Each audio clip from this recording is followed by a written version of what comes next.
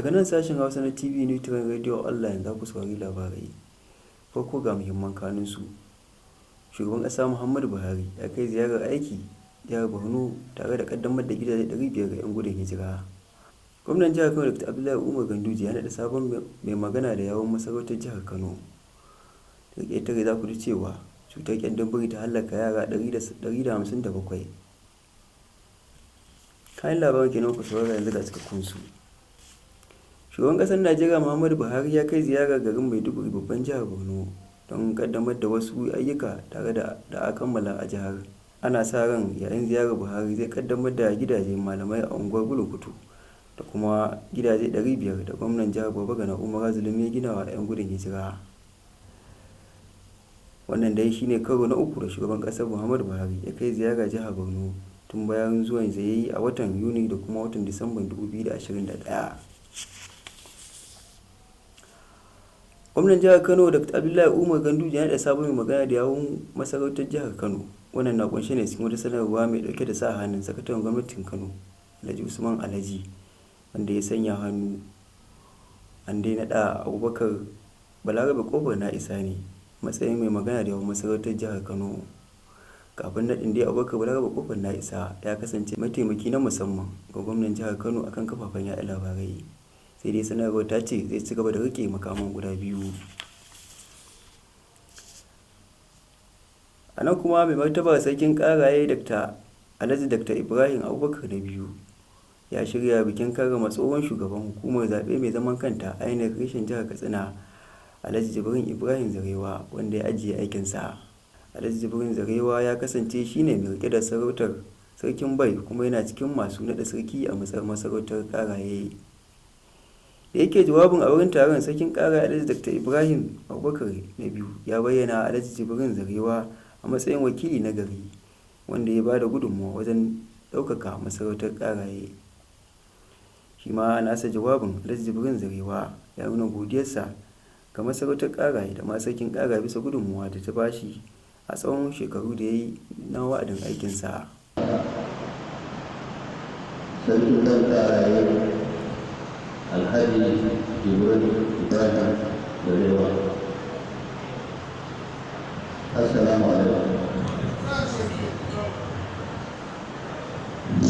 Mun karama kai saboda muna jin daɗin kwarai da gaske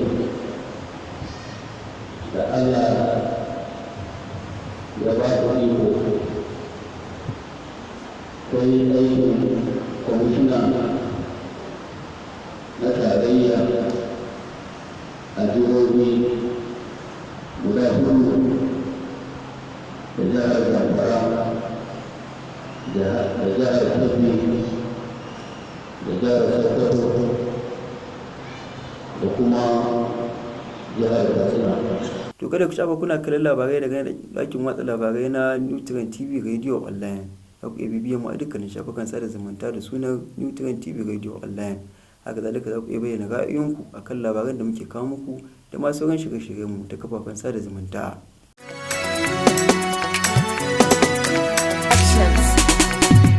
To barkamu dawowa. Yanzu za mu tsallaka ƙetare. Aƙalla ƙananan yara 157 ƙyandar biri ta hallaka a ƙasar Zimbabwe, ƙasa da mako ɗaya da ɓullar cutar a ƙasar. Sai dai a alƙaluman da gwamnatin Zimbabwe ta fitar ta bayyana cewa mafi yawan waɗanda suka kamu da cutar ƙyandar wato ba su karɓi rigakafin cutar ba ne ba. Ministan yaɗa labarai na ƙasar Monica Mutsomanga ya ce galiban masu ɗauke da cutar su ne 'yan kimanin watanni 6 zuwa shekaru 15 da haihuwa. Wato zuwa yanzu dai gwamnatin ƙasar ta bayyana cewa dole ta tashi tsaye wajen ɗaukar matakan allurar rigakafi na cutar ƙyandar biri. To daga fagen wasanni kuma, hukumar ladabtarwa ta ƙasar Serie A da ke ƙasar Italiya ta ci tarar ƙungiyar ƙwallon ƙafa ta Hellas Verona kuɗi euro 12,000 bisa nuna ware launin fata da ƙungiyar ta yi akan ɗan wasa ɗan asalin Najeriya wato Victor Osimhen. Wasan da aka buga tsakanin ƙungiyar ƙwallon ƙafa ta Napoli da ƙungiyar ƙwallon ƙafa ta Hellas Verona, wanda Napoli ta samu nasara da ci 5-2. Wannan ne ya janyo magoya bayan ƙungiyar ƙwallon ƙafa ta Hellas Verona ke rera waƙa har suke alakanta ɗan wasan Napoli kuma ɗan asalin Najeriya Victor Osimhen da siffar biri. Hakan ya janyo cin tarar ƙungiyar Euro 12,000 a kan ƙungiyar ta Hellas Verona. To da wannan labarin muka ƙarshen labaran, sai dai kafin mu sallama ga muhimman kan labaran da kuka ji.